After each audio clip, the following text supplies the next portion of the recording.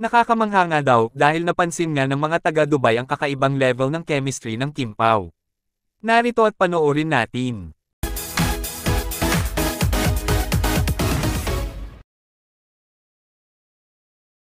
Pagkarating nga nina Kim Chiu at Paolo Avellino sa Dubai, ay talaga nga namang dinumog at pinagkaguluhan sila.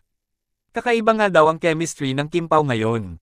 Mas lalong tumindi at parang ibang level na nga daw ang napapansin nila sa mga galawan nina Kim Chiu at Paolo Avellino. Alam naman natin na hindi lamang sila basta love team katulad ng iba.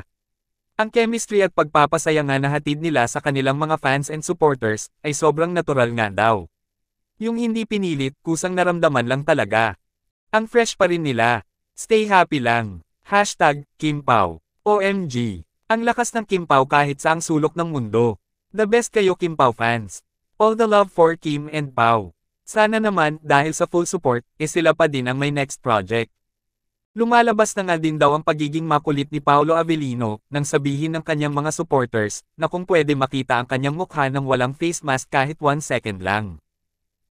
Kim, maganda mo! 1 second!